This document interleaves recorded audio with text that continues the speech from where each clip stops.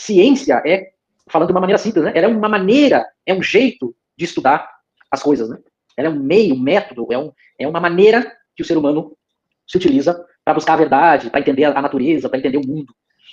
Então, e é uma maneira que tenta, através da própria observação da natureza, entender como ela funciona.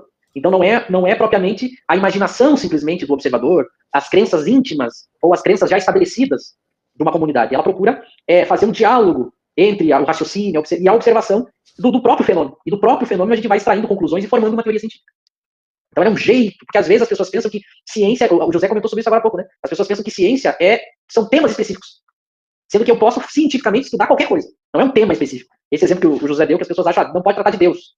Ou tem gente que acha, não, mas o espiritismo ele não é uma ciência, porque tem prece, fala de Jesus, então logo ele é uma religião. Porque as pessoas acham que é o assunto que determina a natureza da coisa. E não é um assunto. O que determina é como eu estudo o assunto. Aí eu posso estudar o mesmo assunto de uma forma religiosa, de uma forma científica ou de uma forma filosófica, por exemplo. Então é uma maneira. Agora é uma coisa muito curiosa. Não existe uma maneira científica de estudar as coisas. Isso é uma coisa também que é importante a gente conversar com as pessoas, porque às vezes, ingenuamente, se pensa que existe um único método científico que dê conta de explicar todas as leis. E é por isso que a gente tem ciências no plural, né? A gente não tem uma única ciência. Porque cada ciência, ela se dedica a estudar uma parte da natureza. E para cada parte da natureza, embora todas elas tenham uma linha central em comum de características, né?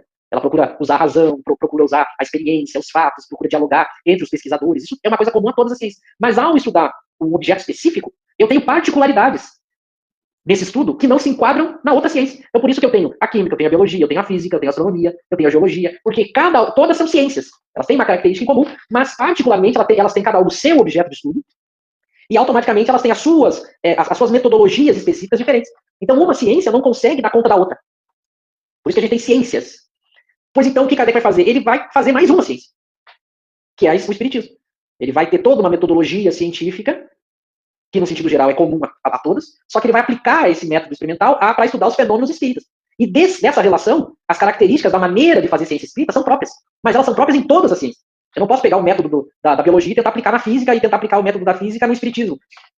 Embora elas tenham uma linha em comum de modo de investigação, elas são diferentes. E é um equívoco eu achar que uma ciência trata de tudo. Cada ciência trata do seu objeto de estudo, com as suas particularidades. É por isso que Kardec vai mostrar. O espiritismo é uma ciência, portanto é uma ciência própria. Ela tem o seu objeto, que não é o mesmo das outras, e ela tem as suas particularidades. Então ela é mais uma ciência. Isso é muito importante. Por isso que ele vai dizer lá no Livro dos Espíritos que o espiritismo não é da alçada da ciência.